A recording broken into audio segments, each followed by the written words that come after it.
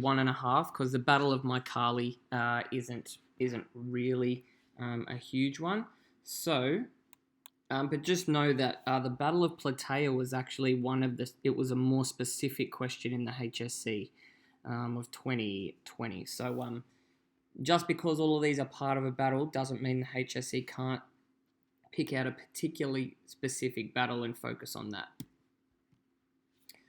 All right, so pre-battle, Mardonius, the cousin of Xerxes, he starts to get up to a bit of sly stuff. He tries to take a few lessons from Themistocles.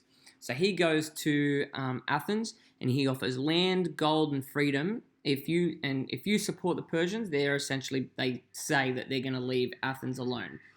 Athens declines, so Persians go back and burn Athens even more to the ground than they did before.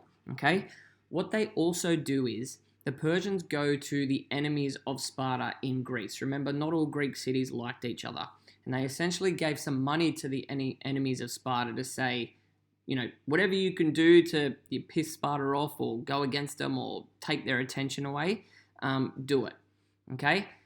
This is also at a time when Athens and Sparta are not happy with each other. Once again, Athens has to threaten to leave because Sparta, if we're going to learn about it later on, but Sparta essentially has a whole bunch of slaves that they control. They took them over. The government-owned slave that Sparta have, known as helots. So Sparta's always worried that without their best soldiers there, these slaves are going to rise up and take back control. So here are some of the details prior to our Battle of Plataea. I'm not going to read all this out. You guys can read. But as you can see, this is a pretty amazing effort, and this is essentially led by our man Pausanias. Pausanias is a Spartan. He's essentially the nephew of Leonidas after Leonidas dies. But under some really crazy conditions the Greeks had to fight in, they really, really did kind of fight very well, led by Pausanias here. As you can see, the Persians poisoned the water, they took the water, they slaughtered, the animals and their food source. The Persians really, really tried to get the Greeks to come out into the open so their cavalry could clean them up, but the Greeks were too disciplined. So, our results and significance. So, we've got remnants of Persia, the Persian army that struggled back to Asia. We've got some archaeological evidence here. So 31 states are involved in, put their names on this, serpent column. And also our Ionian Greek cities now have more confidence to break out and try and revolt against Persia in their cities again. And this also then, the Greeks now are more confident rather than just being defensive. The Greeks now go on the attack.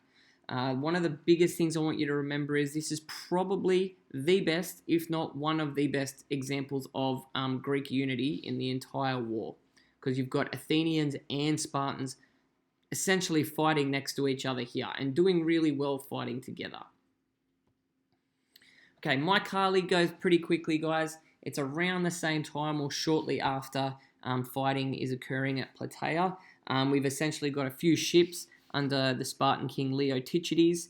They find a few boats from the Persian fleet, and they essentially land, and they just clean them up. They clean them up pretty quickly, and essentially this seals the deal for the Greek victory. Okay, but you can look at this map and read these at your own leisure. So this is the first time the Greeks are on the offense, and they really took action on the Persians, okay? The Ionian Greeks essentially start to move towards the Hellenic League as well, and now the Greeks open up the waters between Persia and between Greece. So this also gives the Athenians pretty much control of the water, of the seas, which definitely benefits them, as we're going to see in future lessons.